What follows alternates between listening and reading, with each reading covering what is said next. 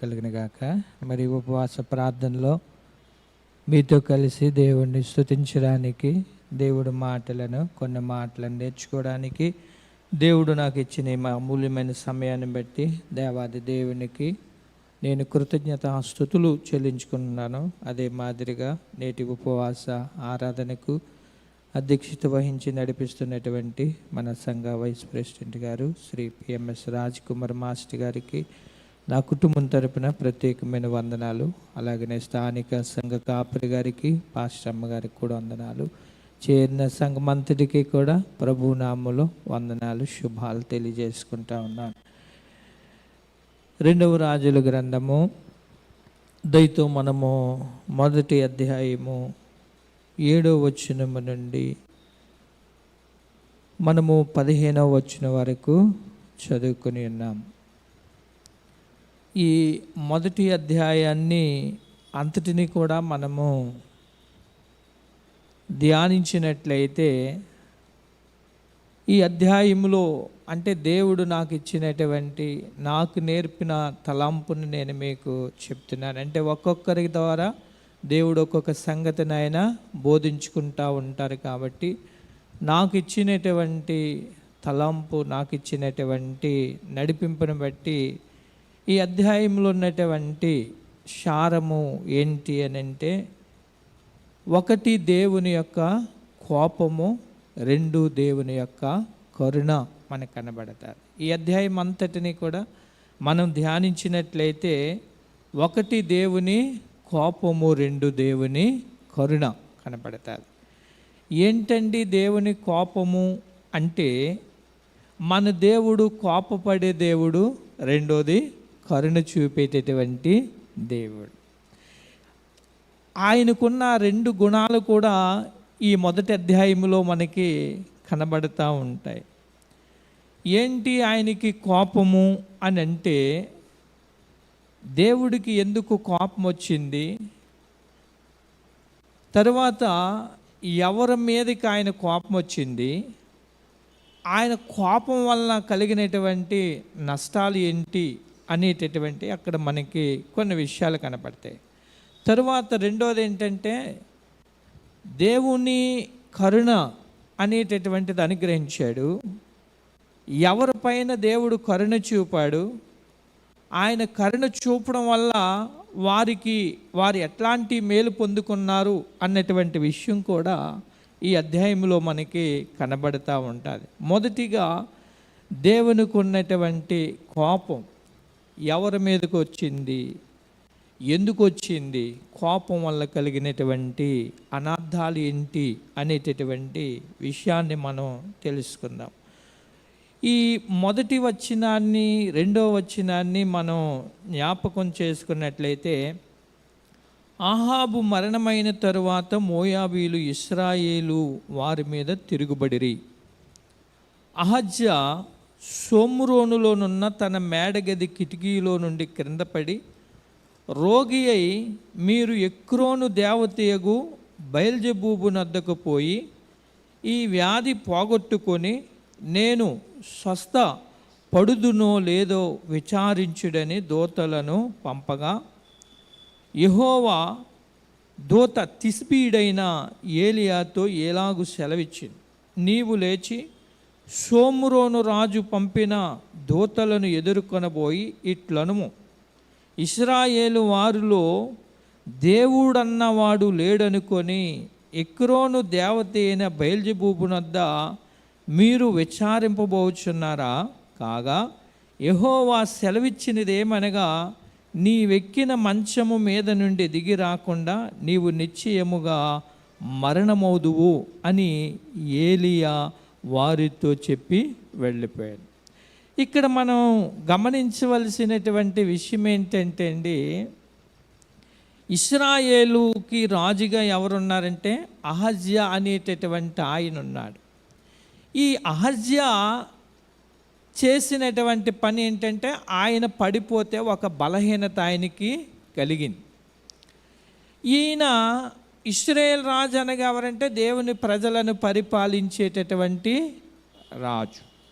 ఈయన చేయవలసిన పని ఏం చేయాలి అని అంటే, దేవుని వద్దకు వెళ్ళి దేవుణ్ణి అడగాలి. ఏమని, అయ్యా నాకు ఈ బలహీనత వచ్చింది, నన్ను బాగు చేయి, లేకపోతే నా పరిస్థితి ఏంటో నాకు నీవు తెలియచేయని ఈయన అడగాలి. అలాగ అడుగుడు మానేసి ఈయన ఏం చేశాడంటే ఒక అన్య దేవత దగ్గరికి తన దగ్గర ఉన్న వారిని పంపించి, నాకు ఈ రోగం వచ్చింది, ఇది తగ్గతో మీరు తెలుసుకుని రండి అన్నాడు. ఆ మాట ఎప్పుడైతే అన్నాడో, ఈయన ఎప్పుడైతే పంపాడో, ఈ అహజ్యా మీదకి ఏమొచ్చిందంటే దేవుని కోపము వచ్చింది. దేవుని కోపం వచ్చింది. ఎందుకు వచ్చింది? ఈయన ఎవరిని యొద్ద విచారణ చేయాలి, ఎవరిని ఆశ్రయించాలని అంటే దేవుణ్ణి ఆశ్రయించాలి. దేవుని పాదాల దగ్గర ఈయన విచారణ చేయాలి. అట్లా కాకుండా ఈయన ఏం చేశాడంటే అన్య దేవతల దగ్గరికి వెళ్ళి విచారణ చేశారు. అందుకని ఆయన మీదకి ఏమొచ్చిందంటే దేవుని కోపం వచ్చింది.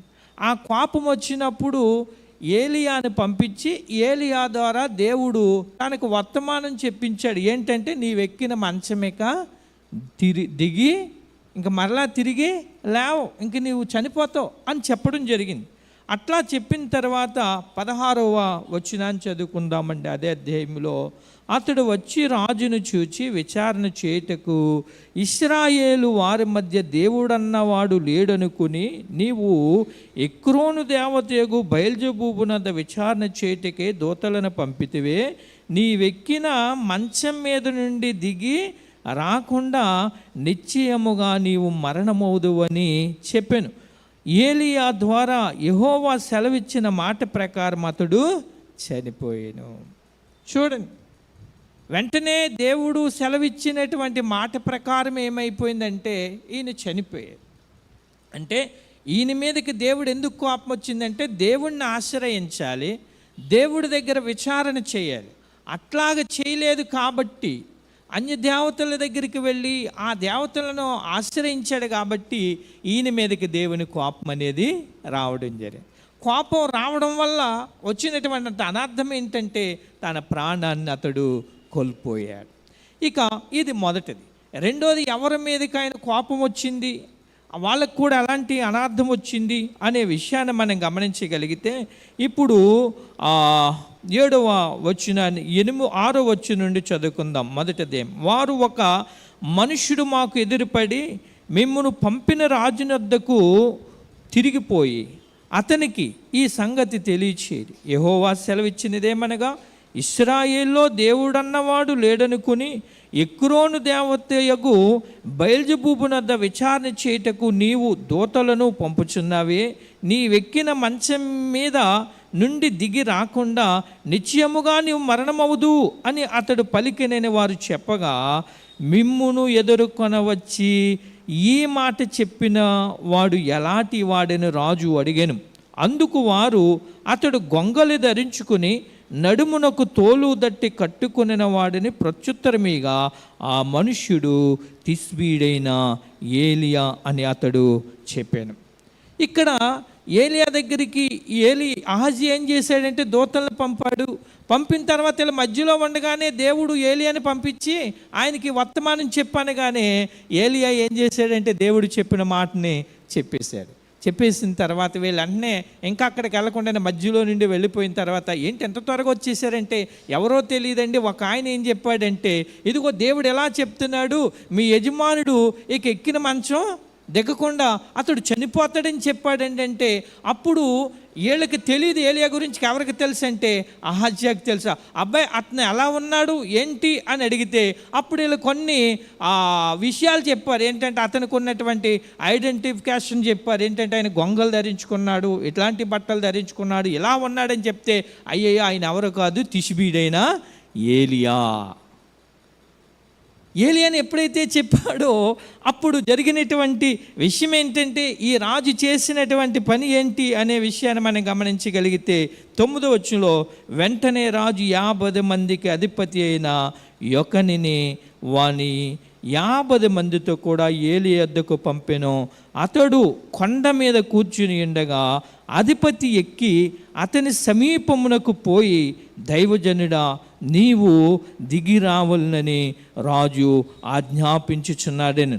అందుకు ఏలియా, నేను దైవజనుడినైతే అగ్ని ఆకాశము నుండి దిగవచ్చి నిన్ను నీ 50 మందిని దహించునుగాక అని 50 మందికి అధిపతి అయిన వానితో చెప్పగా అగ్ని ఆకాశము నుండి దిగి వాని 50 మందిని దహించెను. ఇప్పుడు మనం గమనించవలసిన విషయం ఏంటంటే, రాజుగారు ఏం చేశాడంటే తన దగ్గర ఉన్నటువంటి అధిపతిని ఒక 50 మందిని పంపించి, ఈయన చెప్పిన తర్వాత ఆయన పట్టుకుని తీసుకురండి అని పంపించారు. పంపించగానే ఈయన ఏం చేశాడంటే వెంటనే రాజు ఆజ్ఞను బట్టి వెళ్ళిపోయాడు. వెళ్ళిపోయిన తర్వాత అక్కడ ఈయన మీదకి కూడా ఏమొచ్చిందంటే, ఈయన మీదకి తనతో వెళ్ళినటువంటి 50 మంది మీదకి కూడా అగ్ని వచ్చింది.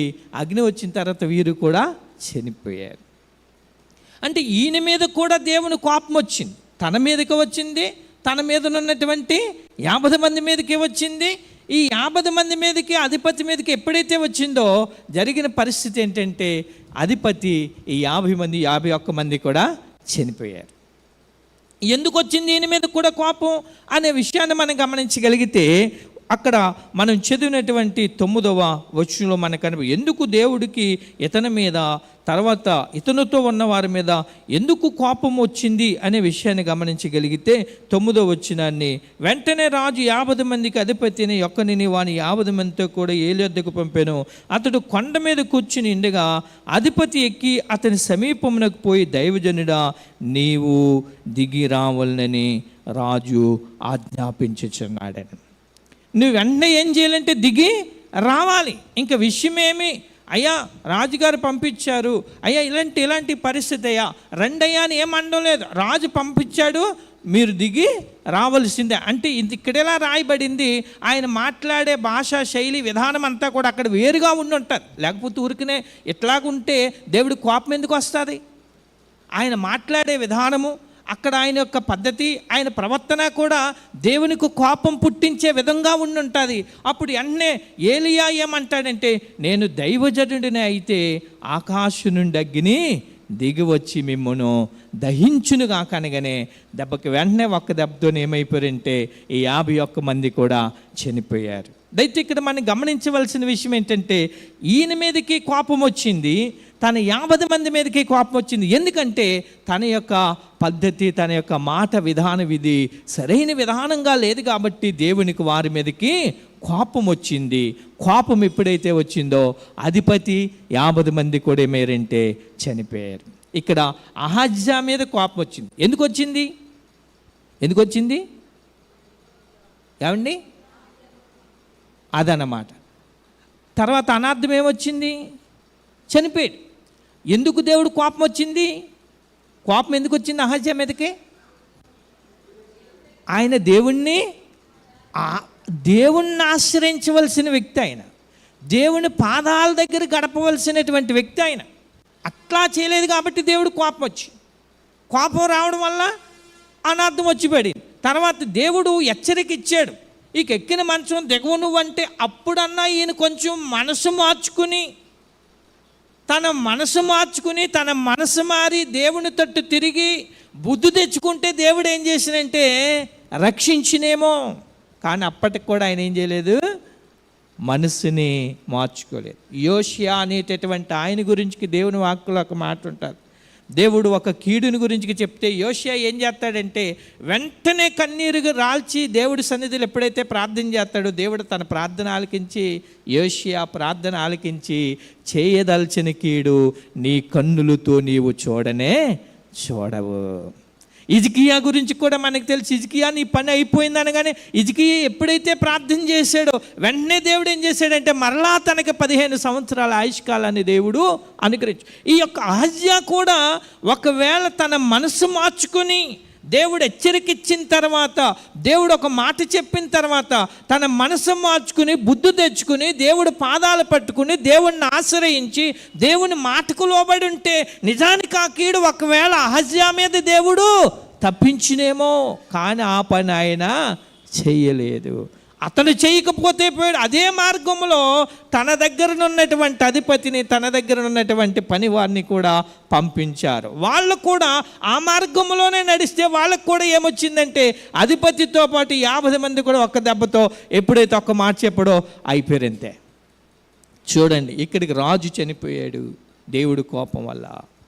తను పంపిన అధిపతి 50 మంది కూడా చనిపోయారు తన యొక్క పరిస్థితి దేవుని కోపం వల్ల.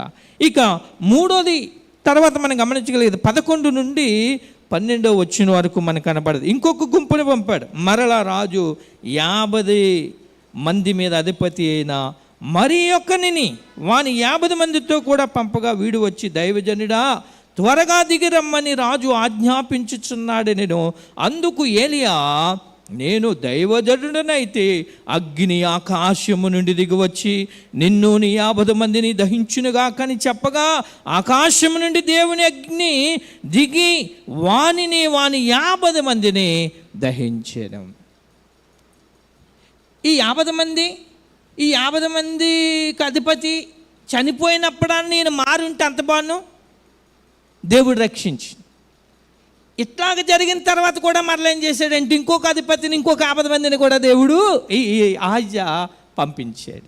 అప్పుడు కూడా మారలేదు. చూడండి, మనకి కూడా చాలా దెబ్బలు తగులుతూ ఉంటాయి, మనకు కూడా చాలా కష్టాలు వస్తూ ఉంటాయి, మనకు కూడా చాలా పనిష్మెంట్లు దేవుడు ఇస్తూ ఉంటాడు, మనకు కూడా చాలా సమస్యలు ఎదురవుతూ ఉంటాయి.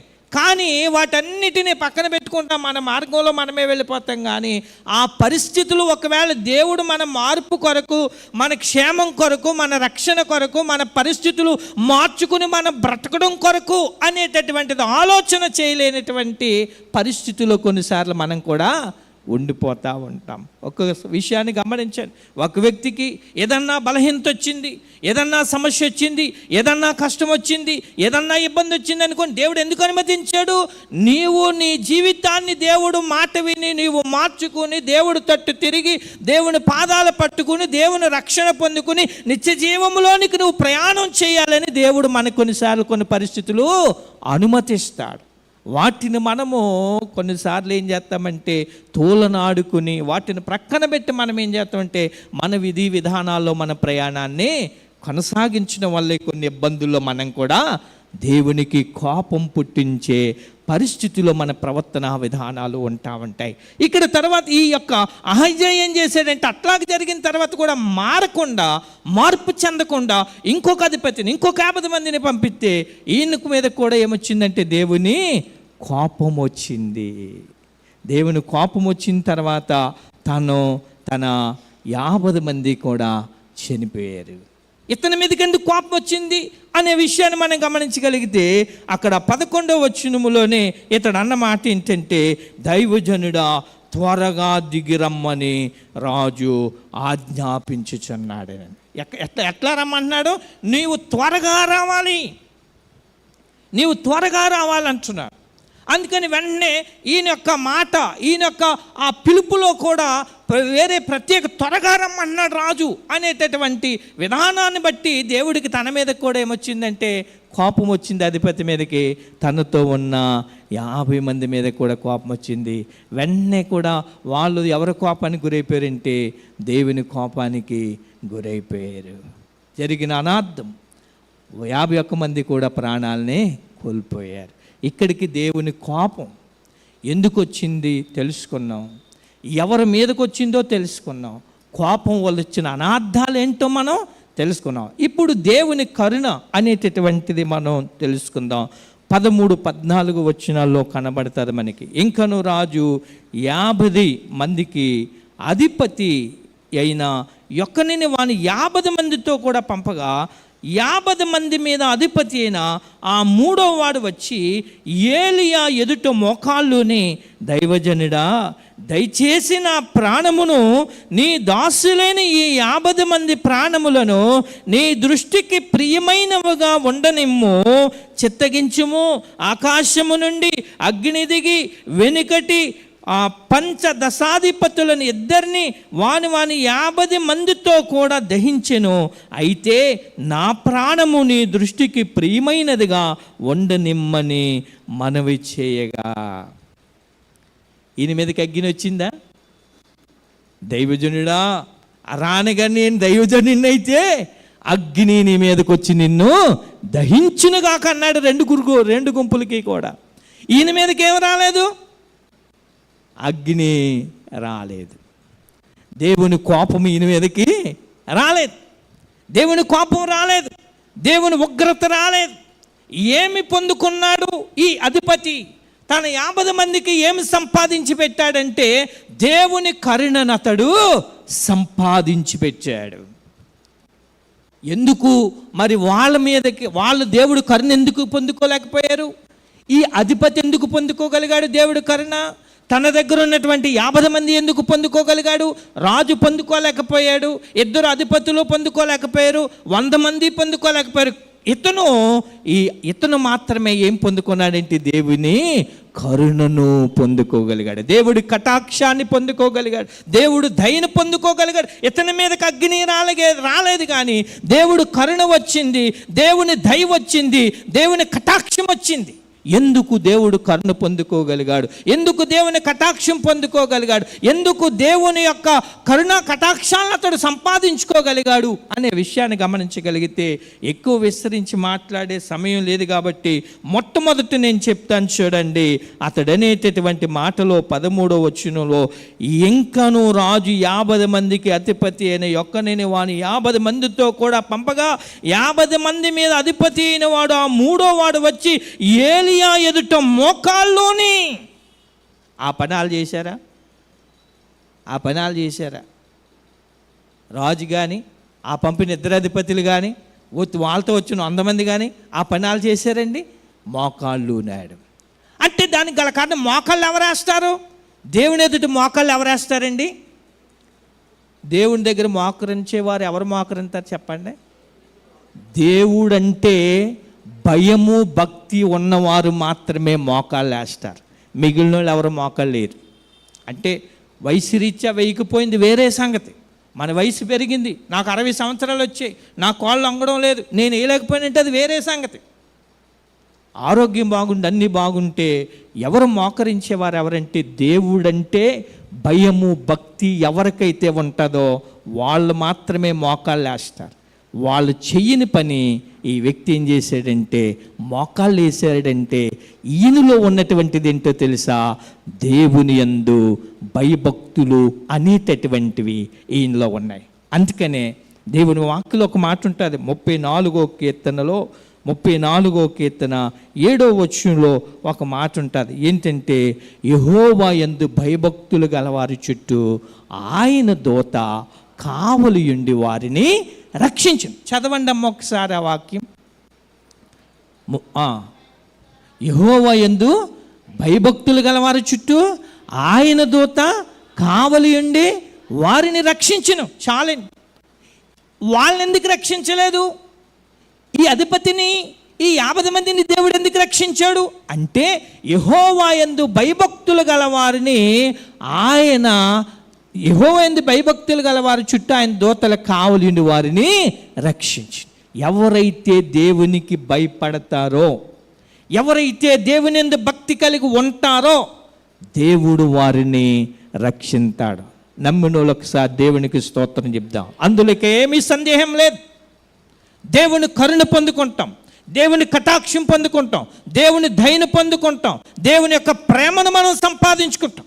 కనుక మొట్టమొదట ఈ వ్యక్తి దేవుని కరుణ పొందుకోవడానికి గల కారణం ఏంటంటే, దేవుని యందు భయము భక్తి కలిగి ఉన్నాడు కాబట్టి తనను తన 50 మందిని దేవుడు రక్షించాడు. నెంబర్ 2, రెండోది ఏంటి అనే విషయాన్ని గమనించగలిగితే, ఇక్కడ మనం గమనించగలిగితే 13వ వచనములోనే, ఇదిగో 50 మంది మీద అధిపతి అయిన ఆ 3వ వాడు వచ్చి ఏలియా ఎదుట మోకాళ్ళుని, దైవజనుడా దయచేసి నా ప్రాణమును నీ దాసులని ఈ 50 మంది ప్రాణములను నీ దృష్టికి ప్రియమైనవిగా ఉండనిమో. రెండోది ఏంటో తెలుసండి, వినయ ప్రవర్తన కలిగినటువంటి వాడు. ఎవరి దగ్గర వినయంగా ఉన్నాడంటే దేవుని ఎదుట వినయముగా ఉన్నాడు ఆయన. అయ్యా దైవజనుడా దయచేసి నీ దాసుడైన నా ప్రాణమును, నీ దాసులైనటువంటి 50 మంది ప్రాణములను నీ దృష్టికి ప్రియమైనదిగా ఉండనేమో. వినయ ప్రవర్తన కలిగినటువంటి వాడు. వినయం వాళ్ళ ఉన్నది. దైవజనుడా దిగిరా, కొండ దిగిరా, రాజు రమ్మన్నాడు. ఈయనేమన్నాడంటే మోకాళ్ళు వేసి, అయ్యా నా ప్రాణము ఈ 50 మంది ప్రాణము నీ దృష్టికి ప్రియమైనదిగా ఉండనిమ్మయ్యా. ఎంత వినయము అన్న విషయాన్ని మనము గమనించాలి. చాలా వినయ ప్రవర్తన కలిగినటువంటి రీతిగా ఆయన ఉంటా ఉన్నాడు. అందుకనే మనం గమనించగలిగినట్లయితే తన వినయ ప్రవర్తనను బట్టి మనం లూకాసు వార్త 13వ అధ్యాయము 7-8 వచనాల్లో మనం చదివితే మనకు కనబడుతుంది. లూకాసు వార్త మనం 7వ అధ్యాయము 13వ అధ్యాయము 7-9 వచనాలు.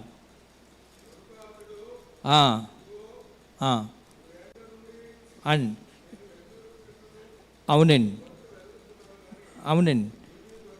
అవునండి అవునండి అవునండి అవునండి అయితే అయ్యా, నేను దాని చుట్టూ త్రవ్వి ఎరువు వేయి మట్టుకు ఈ సంవత్సరం కూడా ఉండనిమ్ము, అది ఫలించినా సరే లేని ఎడల నరికించి వేయమని అతనితో చెప్పాను. ఇక్కడ మనం గమనించవలసిన విషయం ఏంటంటే, యేసు ప్రభు ఒక అంజూరపు చెట్టు దగ్గరికి వచ్చారు. 3 సంవత్సరాల నుండి అంజూరపు చెట్టు ఏం చేయలేదటంటే కాపు కాయలేదట. కాయకపోతే యేసు ప్రభు వచ్చి ఆ తోటమాలిని పిలిచి అంటాడు కదా, ఈ చెట్టు 3 సంవత్సరాలను చూస్తున్నానయ్యా, ఫలాలు ఏమి రాలేదయ్యా, నరికించేయంటే అప్పుడు ఆ తోటమాలి అంటాడు కదా, అయ్యా ఈ సంవత్సరానికి మట్టుకి ఉండనివ్వండి అయ్యా, ఈ సంవత్సరానికి ఉంటే నాకు ఇదిగో తగినంత దానికి ఎరువు వేస్తాను, కానీ కావలసిన వాటిని పోషకాలన్నిటిని ఇస్తాను, ఫలించినా సరే లేకపోతే మీ ఇష్టం. తన వినయ ప్రవర్తనను బట్టి యేసు ప్రభు ఏం చేశాడంటే నరికేమని చెప్పినటువంటి అంజూరపు చెట్టుని నరకకుండా దేవుడు ఆఫ్ చేశాడు. ఆ 50 మంది మీద అధిపతిగా ఉన్నటువంటి ఆయన వినయ ప్రవర్తనను బట్టి తన 50 మంది మీదకి అగ్ని రాకుండా దేవుడు కాపాడాడు. గనుక రెండోది, తను బ్రతకడానికి, తను రక్షించబడ్డానికి గల కారణం ఏంటంటే తన వినయ ప్రవర్తనను బట్టి దేవుడు తన 50 మందిని దేవుడు రక్షించాడు. ఈరోజు మనం కూడా భక్తి కలిగిన వారంగా ఉంటే మన కుటుంబాల్ని రక్షించువాడు దేవుడు. వినయము గలవారుగా ఉంటే మన కుటుంబంలో ఉన్న బిడ్డలను, మనకు కలిగినటువంటి బంధువులను, మిత్రులను రక్షించేవాడు ఎవరంటే దేవుడు. మనం కూడా ఏం చేయాలి తెలుసా? మన కుటుంబంలో ఉన్న బిడ్డల కొరకు, మన అన్నదమ్ముల కొరకు, మన అక్క చెల్లెల కొరకు, మన ఇరుగు పొరుగు వారి కొరకు, ప్రభువా ఈ సంవత్సరానికి కూడా అయ్యా వీళ్ళని జ్ఞాపకం చేసుకుని ఈ సంవత్సరంలోనైనా వీరు మారు మనసు పొందేలాగా, వీళ్ళు రక్షణ పొందేలాగా, వీళ్ళు నీ తట్టు తిరిగేలాగా, వీళ్ళకున్న అలవాట్లు వ్యసనాలన్నిటినీ విడిచిపెట్టేలాగా వీళ్ళని రక్షించు ప్రభు అని మనం వినయమగలిగి దేవుడి దగ్గర బ్రతిమలాడుకుంటే మనల్ని రక్షిస్తాడు దేవుడు, మన పొరుగు వారిని కూడా దేవుడు రక్షిస్తాడు. ఇది రెండోది. మూడోది ఏంటి అనే విషయాన్ని మనం గమనించినట్లయితే అక్కడ మరొక మాట మనకు కనబడుతుంది, మోకాళ్ళూని అనేటటువంటి మాట. తను రక్షించబడ్డానికి, దేవుని కరుణ పొందుకోవడానికి గల కారణం ఏంటంటే మోకాళ్ళు ఉన్నాడు. మోకాళ్ళు ఉండడం అనే విషయం మన అందరికీ తెలుసు. ఏంటంటే తగ్గించుకొను స్వభావము కలిగిన వాడు. దేవుని దగ్గర తగ్గించుకుంటే మన జీవితాలను దేవుడు ఆశీర్వదిస్తాడు. ఎన్ని కలిగినా మనం ఎలా ఉండాలి? దేవుని దగ్గర తగ్గించుకోవాలి. ఏది ఉన్నా, మనం ఏ పరిస్థితిలో ఉన్నా దేవుడు. వాళ్ళు ఏం చేయలేకపోయారు? రాజు తగ్గించుకోలేకపోయారు, అధిపతులు తగ్గించుకోలేకపోయారు, వాళ్ళతో వచ్చిన వాళ్ళు తగ్గించుకోలేకపోయారు. అందుకనే వాళ్ళ మీదకి ఏమొచ్చింది? కోపం వచ్చింది. ఈ వ్యక్తి తగ్గించుకున్నాడు కాబట్టి తనను కాపాడుకోగలిగాడు, తన దగ్గర ఉన్న 50 మందిని కూడా ఆయన కాపాడాడు. ఏమన్నాడు తెలుసయ్యా? నీ దాసుడినైనా నన్ను ఈ 50 మందికి మీద కూడా నీ దృష్టి ప్రియముగా ఉండనిమ్ము. ఎంత తగ్గించుకున్నాడండి అతను! అధిపతే, అధికారే, దేవుని ఎదుట ఆయన తగ్గించుకున్నాడు. ప్రతి విషయంలో కూడా మనం తగ్గించుకున్నట్టు కనపడడం కాదు, కానీ దేవుడి దగ్గర మనం తగ్గాలి. దేవుని దగ్గర తగ్గిన వారు మనుషుల దగ్గర కూడా ఎలా ఉంటారో తగ్గుతారు. దేవుని దగ్గర తగ్గకపోతే మనుషుల దగ్గర ఇంకా మనం ఎలా తగ్గగలమండి? దేవుని దగ్గర తగ్గకపోతే మనుషుల దగ్గర కూడా మనం తగ్గలేము. దేవుని దగ్గర కూడా మనం ఎప్పుడైతే తగ్గించుకుంటామో అది మనకేమైపోద్ది, మన రక్తంలో ఇమిడిపోతుంది. ఇంకా ఇప్పుడు నాకు రక్త పరీక్ష చేశారనుకోండి, నా బ్లడ్లో ఏ గ్రూప్ ఉందో అదే వస్తుంది. దేవుళ్ళో మనం తగ్గించుకున్నాం అనుకోండి, దేవుడి దగ్గర తగ్గిపోయామనుకోండి, అన్ని విషయాల్లో మనం ఏమైపోతాం, ప్రతి దిక్కున కూడా తగ్గిపోతాం. అలా తగ్గిపోవడం ఎందుకు? ఎవరి గురించికి? ఎవరో గురించి కాదు, మన గురించికే. మనకే మేలు, మన కుటుంబానికే మేలు. ఇప్పుడు బండి మీద ఇద్దరు వెళ్తున్నామండి అనుకోండి, నేను వెళ్తున్నాను, ఇంకొక ఆయన వెళ్తున్నాడు. నా బండి పక్కన ఎవరో వచ్చేసారు, ఐ అన్నాను అనుకోండి, బండి ఆఫ్ చేసి ఏం చేస్తాడు, ఏయ్ నన్ను ఏ అంటావా అంటాడు. అప్పుడు ఏమైపోద్ది, సమస్య వచ్చేస్తారు. ఆయన బలాన్ని నా బలాన్ని చూపించుకుంటాం, ఎవడు బలహీనదాడు పని అయిపోతుంది. మనం మాట్లాడకుండా వెళ్ళిపోయామనుకోండి, పరిస్థితి ఎలా ఉంటుంది? ఎలా ఉంటుంది చెప్పండి? వాళ్ళకంటే ముందు మనం బాగుంటాం, ఆడి కర్మ దేవుడే చూసుకుంటాడని వదిలేదు మనం. వాళ్ళకంటే ముందు మనం సేఫ్ సైడ్గా ఉంటాం. నా మీదకే వస్తావా, నా బండి మీదకే వస్తావా, నాకే డాష్ ఇస్తావా అన్నావు అనుకోండి, మన పరిస్థితి ఏమైపోతుంది.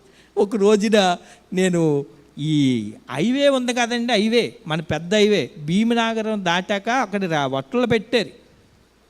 నేను పిల్లల్ని బడికి దించి అలాగే వెళ్ళిపోతుంటే ఒక 10 మంది కుర్రోళ్ళు ఒక లారీని రోడ్డు మధ్యలో ఆపేసి ఇంత కర్రలు పట్టుకుని రకరకాలైన మాటలు మాట్లాడి బలిమిని లాగేస్తున్నారు. ఏంటంటే ఎందాక వెళ్ళేటప్పుడు ఇతను నా మీదకే, నా బండి మీద కళ్ళ లాగించేసాడు. చూసారా? తర్వాత నేను వెళ్ళిపోయాను, ఇంకా వాళ్ళ గొడవలు మనకెందుకులే అని నేను వెళ్ళిపోయాను.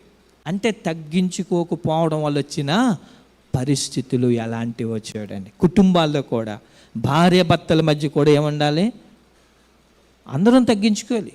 మనమెంతో ఈక్వల్, భార్య భర్తలు సమానమే, భార్య భర్తలు సమానం. ఎప్పుడు కూడా ఒకవేళ భర్త అంటే భార్య తగ్గిపోవాలి, భార్య అంటే భర్త తగ్గిపోవాలి. అలాగున్నప్పుడు ఏం రాదు, ఇంట్లోనూ గొడవలు రావు, ఎక్కువ శాతం విడాకులు రావు. విడాకులనే పదాలు ఎప్పుడైతే తగ్గించుకోలేదో అప్పుడే వచ్చేస్తుంది. అబ్బబ్బో ఈమెతో నేను కాపురం చేయలేను, ఇదిగో ఇలాంటి అతనితో నేను కాపురం చేయలేను, ఎప్పుడు వచ్చేస్తుంది, తగ్గించుకోలేనప్పుడే. జస్ట్ ఉదాహరణకి చెప్తున్నాను నేను, ఎన్నో కుటుంబాలు, ఎన్నో కాపురాలు తగ్గించుకోకపోవడాన్ని బట్టి చిన్న మాటకి, చిన్న వాటికి ఎన్నో సమస్యలు పెట్టేసుకుని కుటుంబాలని విచ్ఛిన్నం చేసుకునేవారు ఎంతోమంది ఉన్నారండి. పెళ్లి చేసుకునేటప్పుడు అయ్య బాబు ఎంత ప్రేమగా చేసుకుంటారో, ఎంతో ప్రేమ, ఎంత బాగా మాట్లాడుకుంటారో, ఎంత చక్కగా మాట్లాడుకుంటారో, ఎంత బాగుంటుందో. జరిగిన తర్వాత అనిపిస్తుంది, సంవత్సరం అయిపోయాక వీళ్ళు చూస్తే 1 సంవత్సరంన్నర అయిపోయాక 3వ సంవత్సరం వచ్చాక ఏమైపోయింది ఈ ప్రేమ. ఎందుకంటే మొన్న ఎంత ఇలాగున్న వాళ్ళు ఇలాగైపోయారు, ఏలైనా అనిపిస్తారు. ఎందుకో తెలుసా? పగ వచ్చేస్తుంది. ఎప్పుడైతే తగ్గించుకోలేమో పగ ఎప్పుడైతే వచ్చేసిందో, నువ్వు అన్న ఉండాలి, నేను అన్న వచ్చేస్తుంది. ఇద్దరు కూడా ఎట్లా ఉండలేరంటే కలిసి ఉండలేని పరిస్థితి. వాళ్ళిద్దరికి డిస్టెన్స్ అనేటటువంటిది వచ్చేస్తుంది. వీళ్ళ వల్ల ఎవరికైనా అర్థం అంటే పిల్లలకి నష్టం. కన్న పిల్లలకి తగ్గించుకోకపోవడం వల్లే కుటుంబాలు ఈ రోజున భార్య భర్తల మధ్య తగ్గించుకునే పరిస్థితి లేకపోవడం, కుటుంబాల్లో రకరకాలైనటువంటి విభేదాలు, రకరకాలైనటువంటి సమస్యలు. తగ్గించుకుంటే మనకు పోయేదేమీ కూడా లేదు. ఎంత తగ్గించుకుంటే, ఎంత ఒదిగితే, ఎంత అణిగితే, ఎంత తక్కువగా ఉంటే అంతకు మనకి క్షేమం. మనల్ని దేవుడు కాపాడతాడు, దేవుడు ఆశీర్వాదం. వాళ్ళ ముగ్గురు అది లేదు. ఏతనలో ఏముందంటే తగ్గించుకునే స్వభావం ఉన్నది. కాబట్టి దేవుడు తనను, తన 50 మందిని కూడా దేవుడు రక్షించాడు. దేవునికి మహిమ కలుగును గాక. హల్లెలూయా. గనుక ఇంకా ఉన్నాయి, కానీ నేను టైం చాలా ఎక్కువ అవుతుంది చెప్పను. ఒకటేంటంటే దేవుని కోపం వచ్చింది. ఎందుకంటే వాళ్ళ యొక్క పరిస్థితులను బట్టి కోపం వచ్చింది. కోపం ఎప్పుడైతే వచ్చిందో వాళ్ళ అనార్థాన్ని తెచ్చుకున్నారు. ఈయనైతే, ఈ అధిపతి అయితే ఏం చేశాడంటే దేవుని కరుణను సంపాదించుకున్నాడు. ఎందుకు సంపాదించుకోగలిగాడంటే ఆయన భక్తి కలిగినటువంటి వాడు, వినయ ప్రవర్తన కలిగినటువంటి వాడు, తగ్గించుకునే స్వభావం కలిగిన. అందుకనే దేవుని కరుణ ఆయన సంపాదించుకున్నాడు, దైవజనుని కరుణ ఆయన సంపాదించుకున్నాడు. తన ప్రాణాన్ని కాపాడుకోగలిగాడు, తన 50 మందిని కూడా దేవుడు తను రక్షించుకోగలిగాడు. ఈ రోజున మనలను, మన కుటుంబాలను, మన పిల్లలను ఈ భయంకర దినాల్లో రక్షించుకోవాలంటే దేవుని యందు మనం భక్తి కలిగి ఉంటే, దేవుని దగ్గర తగ్గించుకుని ఉంటే, దేవుని దగ్గర వినయ ప్రవర్తన కలిగి ఉంటే మనలను, మన కుటుంబాలను దేవుడు కాపాడి రక్షిస్తాడు. అటువంటి కృప పరిశుద్ధ ఆత్మదేవుడు మనకు దయచేయనుగాక. ఆమేన్. చిన్న ప్రార్థన. ప్రభువా నీకు వందనాలు. ఈ భయంకర కడవరి దినాల్లో నీ కరుణ మేము పొందుకోవడానికి సహాయం చేయండి నాయన. భక్తి కలిగి ఉండడానికి, వినయము కలిగి ఉండడానికి, తగ్గించుకునండి. ఆ 50 మందిపై అధిపతి తన వారిని అలా రక్షించుకున్నాడు. మేము అలా ఉండి మా కుటుంబాలను, మా పిల్లల్ని, మాకు కలిగిన వారిని మేము కూడా నీ ద్వారా రక్షించుకుని, రక్షణలోనికి నడిపించుకుని నిన్ను కొనియాడుకునే కృప కటాక్షాలు మాకు ఈ మాటలను మా అందరికీ దయచేయమని యేసు నామములో వేడుకుంటున్నాం తండ్రి. ఆమేన్. దయతో ఒక 5-10 నిమిషాలు ఎక్కువైంది, క్షమించాలని కోరుతా ఉన్నా.